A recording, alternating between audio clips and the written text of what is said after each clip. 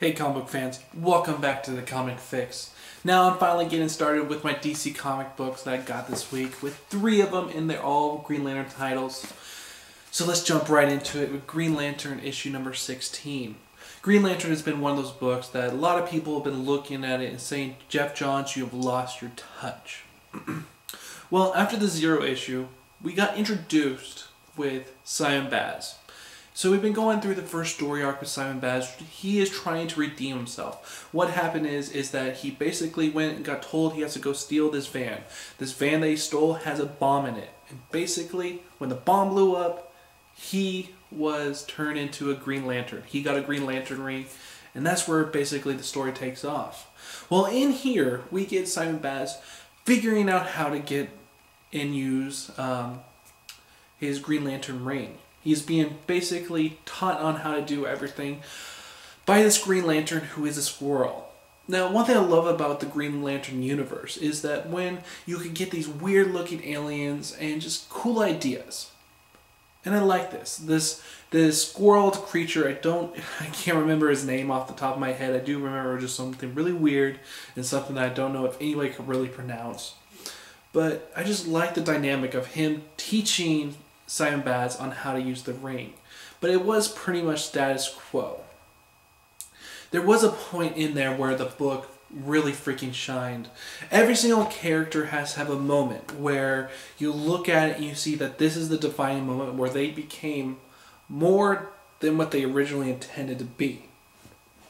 So Simon Baz, he goes and calls his sister. He tells the squirrel tells them they have to go out and basically defeat the Guardians, and to get their help they have to get Guy Gardner. Well, before that, the Baz and the squirrel go to get Guy Gardner. Baz says to him, I have to go and see my sister. So he calls up his sister and tells him to meet him at the hospital. At the hospital, there is his sister's husband. And what happened, I guess, in the past is that Simon Baz and his brother-in-law were in a car race, and a wreck happened, and the brother-in-law has been in a coma ever since. So Simon Baz, he has noticed that he could do anything with his, if he had enough will to do it. And so what he plans on doing is basically taking his brother-in-law and waking him up from his coma. And you got the squirrel basically telling him there are limits to your ring. But at this point, Simon Baz is like, no, I need to do this. You tell me if I have enough will, I can do anything with this ring. And so he's using all his will and all his might to try to wake up his brother-in-law. I mean, these two have been closer than close, and he just wants to do something for his family. And so he's trying as hard as he can. And at this moment, you get some great writing, especially some great, just great artwork by Doug Mahnke, which was freaking awesome. Let me just show you guys some of the artwork in here. And you just see in this artwork that Simon Baz is doing as much as he can. I love the colorist that's going on in here, and everything just works so freaking well. And just as he's going, he's using all his will. It's just so freaking beautiful. You start rooting for Simon Baz at this point. And I was just like, oh my god, I did not really think that this character was going to amount to much. But at this point, you see that Geoff Johns' writing and his talents finally coming through, and this is a story he wants to tell. And it was just so beautiful. And then once his brother-in-law wakes up, it's like freaking awesome. You just start rooting. You're just like you almost want to get up out of your chair and be like, yeah, go Simon Baz. I've never seen a ring being used this way, and it was so freaking awesome. Then I thought the book kind of turned a little strange. Not in the writing or anything like that, but mostly in the artwork. The artwork in here has 2 different colorists in there. And the second colorist takes place after the brother-in-law wakes up. And let me show you the regular artwork. It's right here. Just this regular artwork. Really, really beautiful stuff that we've been seeing throughout the series. And then we have the same artist on there, but different colorist, and everything looks so freaking strange. I don't know if you guys can see that as well, but it just doesn't work half the time with this different colorist. It reminded me of when I was reading Justice League with Jim Lee, and that there was a colorist and an inker on there that was just inking it to death, and it just didn't look like a Jim Lee's artwork. Well, that's what I got in here, is that this colorist in this this inker just got in there and just fucked with the artist, the penciler's artwork. It was really off-putting, to say the least. And also in here we got the reason why Simon Baz uses the gun. Because as he was trying to clear up his name, his ring ran out of juice. And so he was just like, I never want that to happen again. If that ever happens again, which I know it could, I need something to protect myself with, so I'm going to have a gun. So it's really cool to see that, yes, that infamous picture of Simon Baz with a gun before they were trying to show you a new character that's going to be coming into the New 52. And what is he and why does he have a gun? Well, you figure out the reason why, and it feels very natural. And you know eventually Simon Baz will take notice that his ring is the ultimate power in the whole entire universe. And just to know that if that power does run out, he does have the power of mankind with a gun. So some really cool stuff in here. Although though, I just wish that the colorist just up his game, especially with him getting his chance to do some coloring for a big book like Green Lantern. And I'm glad to see that this book is finally getting to a point where I think that Geoff Johns is finally going to start ravishing in all of his glory and making a beautiful story. Because up to this point, I thought it was kind of sputtering about. But now, I cannot wait for Revenge of the First Green Lantern. So, some good stuff coming out of here. I think next issue will be the last issue for the whole... Or no, next, the Green Lantern Corps Annual #1 will be the last one of the Rise of the Third Army crossover that's going on. And then the next issue of Green Lantern will be the start of the Revenge of the First Green Lantern. So I think that would be a great jumping on point if you haven't jumped on yet. Because I do think that Geoff Johns is finally getting into the good stuff. Next is Green Lantern Corps issue number 16. In here we got the story of Guy Gardner. Now, Peter Tomasi has been really delving deep into Guy Gardner and his family issues ever since the Zero issue that came out about 4 or 5 months ago. So with each issue, we got a little bit more in-depth into who Guy Gardner is. And it's great to see in this issue, because in the last issue, Guy Gardner basically got his ring taken away, he got sent to Earth, and he basically said, if Batman could do all this stuff without any superpowers, I can do the same in my city. So he went to go try to do the Batman thing. And he eventually went to go stop this big old group, and to come to find out it was undercover cops, and basically Guy Gardner is now in jail. And you got some cool interaction between Guy Gardner and his family, and just to see all that build-up that's been happening with Peter Tomasi's little short run that he's been doing with Guy Gardner. It was really cool to see the interaction between him and his father and his sister. Some good stuff. And then we also get the kind of a tie-in between Green Lantern and Green Lantern Corps with Simon Baz and the squirrel creature going in and trying to free Guy Gardner. So some really cool elements in this issue. And these two issues, if you read them back to back, you're in for a really good time. I don't know if this issue is definitely not as strong as this issue, but it definitely does stand on its own. And I just love the whole family element that's in there, even though it can be corny at some times. There's still the whole story with Mogo, the planet, the Green Lantern planet, but that part didn't really wow me as much. But the Guy Gardner parts really did up the ante of this book and really just delve deep into who Guy Gardner is. Now, I do know that people who do not care a shit about Guy Gardner are definitely not going to enjoy this issue. But just know I did. And I think sometimes I have pretty good taste. And there's just something special about this book. Each of the Green Lantern books that are coming out now, each one is just giving something new. And I like it though that I can go and read a Green Lantern book without having Geoff Johns' name on it. Even though he is the architect for everything that's going on in the Green Lantern books, it's just know that I could get a little different taste of what the Green Lantern world is through a different eyes.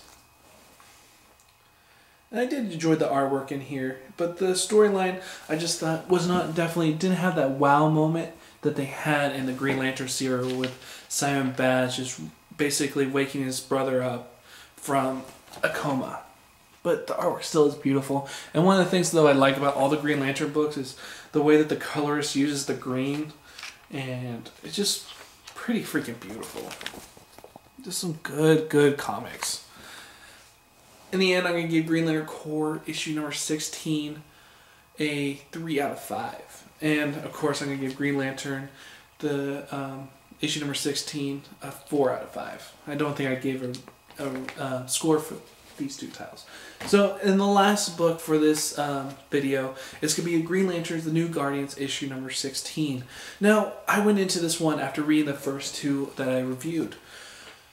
And I thought, how can this book up the ante that these two books set out to do? It really was a big build-up that everything is going to come to a head, and the Green Lanterns are finally going to take the fight to the Guardians.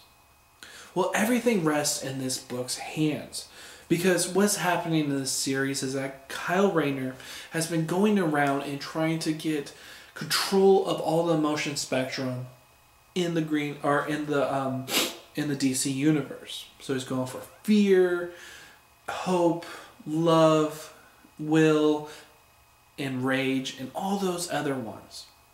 And so in this issue, the writer has definitely been building up, Tony Bedard has really been building up the story of Kyle Rayner finally coming into fruition. Now the thing about Kyle Rayner you have to understand is that he's been promised of greatness throughout his whole entire lifetime that he's been around. He was picked by a single Guardian to be the one who basically resurrects the Green Lantern Corps. And so a lot was riding on Kyle Rayner from the beginning, but never in his whole entire career, I think, that he has been shown or showcased as this special guy who everything is riding on his hands. He has been going through the last 5 issues trying to get control of all the different emotion spectrums, and it's an interesting journey that takes place. Now in the last issue, Ganthet, the Guardian who gave him the ring and said, "You are the chosen one. You are the one who's going to lead us into a new age and something special." And he has been wiped. His mind has been wiped by the Guardians of all his emotions, and he's just basically almost like a robot. In the last issue, he basically said to the Guardians, "I'm going to go and kill Kyle Rayner."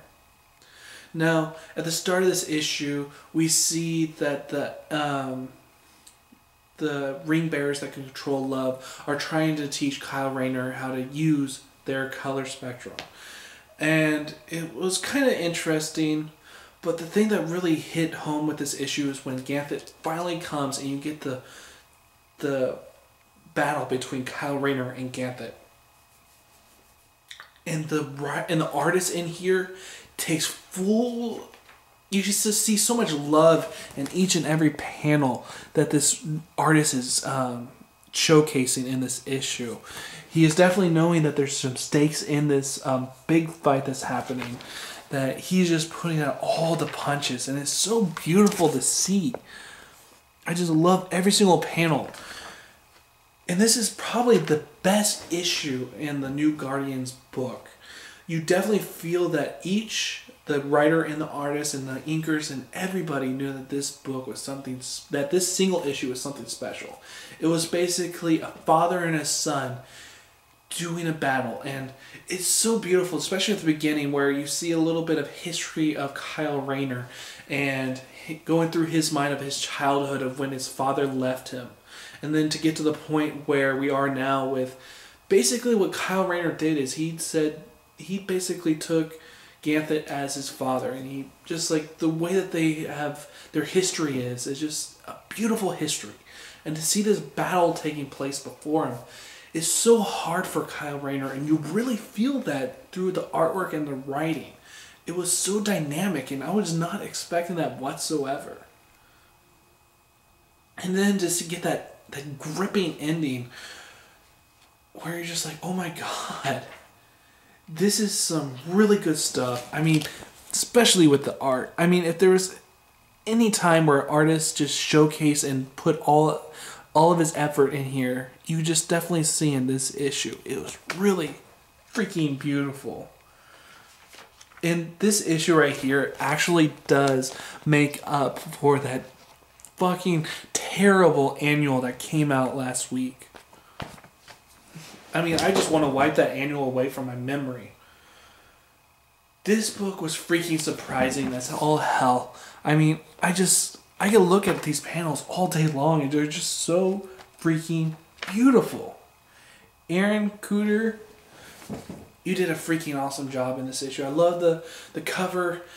This book, if you're not going to read any of the other New Guardian stuff, just check out issue number 16. You will be hooked. I promise you that. This book was freaking surprising. Usually with this series, it's usually a 3 out of 5. Nothing special. But this issue is the issue where the writer and the artist took off the gloves and just started to do some great, fantastic work. I love this issue.